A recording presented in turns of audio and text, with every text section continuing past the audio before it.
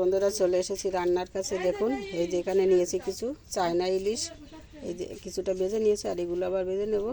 এটা রান্না হবে এই যে সজনে আর আলু দিয়ে, কাঁচা লঙ্কা দিয়ে ঝোল হবে। এই যে এদিকে একটা ডিম পোস্ট করে নিয়েছি, বাচ্চা খাবে এই জন্য। আর এখানে ডিম আছে, পেঁয়াজ দিতে ভাজি হবে, এখনও পেঁয়াজ কাটা হয়নি। তো আমি মাছগুলো দিয়ে দিচ্ছি কড়াইতে। তো মাছগুলো আবার দিয়ে দিচ্ছি, এই যে কিছু এখানে ভেজে নিয়েছি আগে থেকেই।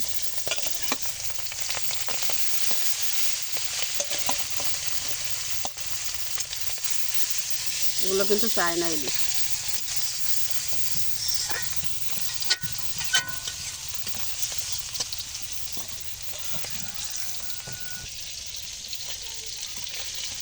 মাছগুলো সব হালকা ভাজা দিয়ে নিলাম, আমি এখন তুলে নিচ্ছি।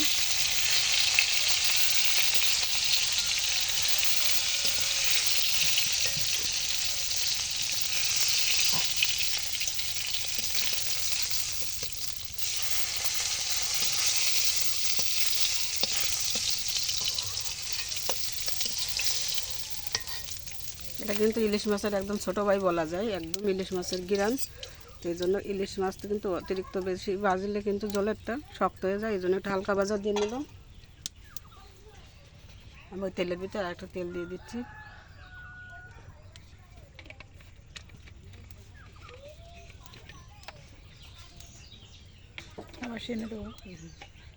আর এই শুকনো লঙ্কা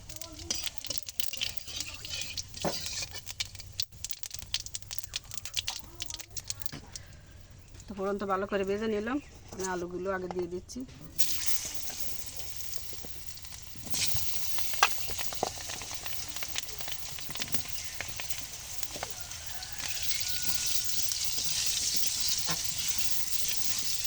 আলুগুলো ভালো করে ভেজে নেব।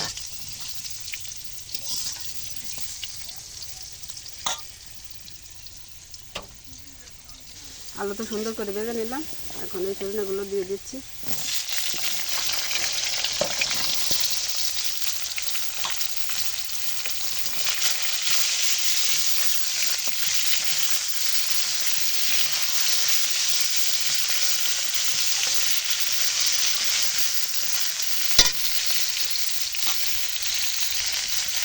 কাঁচা লঙ্কা দিয়ে দিলাম।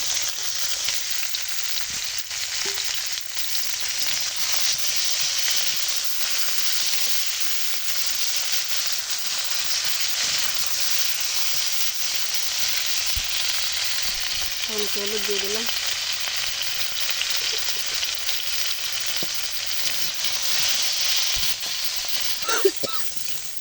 ভালো করে ভেজে নিলাম, এখন জল দিয়ে দিচ্ছি।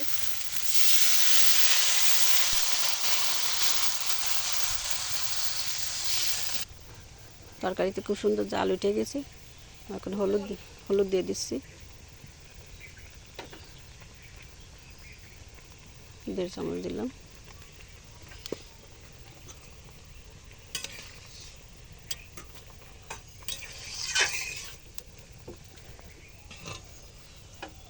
ভালো করে মিশিয়ে নিলাম, মাছগুলো এখন দিয়ে দিচ্ছি।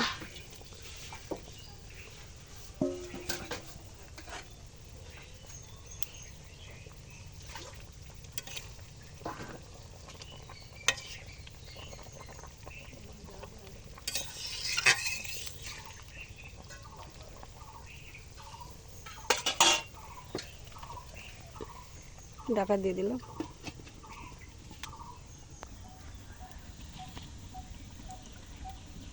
ঢাকনা তুলে নিলাম, লবণ দিয়ে দিচ্ছি পরিমাণ মতন।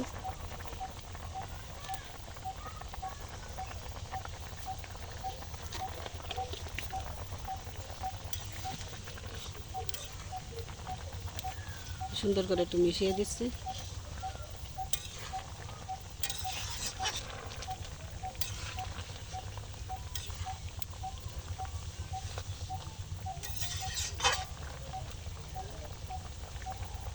সব তরকারি কিন্তু সুন্দর সিদ্ধ হয়ে গেছে, দেখুন দেখুন কত সুন্দর গলে গেছে। আর সজনের তো আর বলার অপেক্ষা রাখে না, ওই গলে গেছে একদম। আমরা অল্প একটু জাল করে তরকারি নামিয়ে নেব।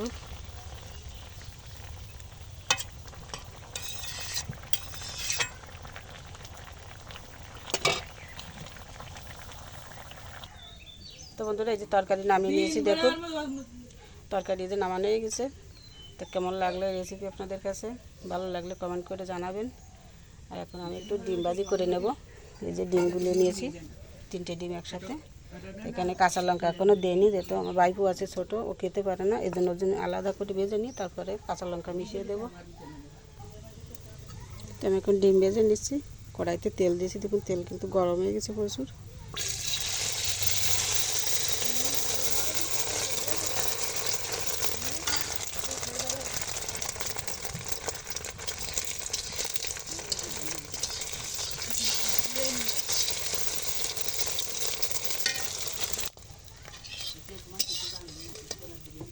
এটা তুলে নিলাম।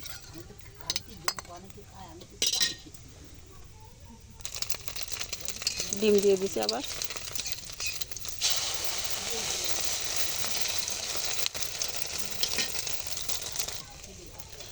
তুলে নিচ্ছি। কাঠের আগুন কিন্তু মারাত্মক, দেখুন আমি কিন্তু জাল টেনেই রেখেছি, তারপরও কিন্তু জ্বলছে প্রচুর।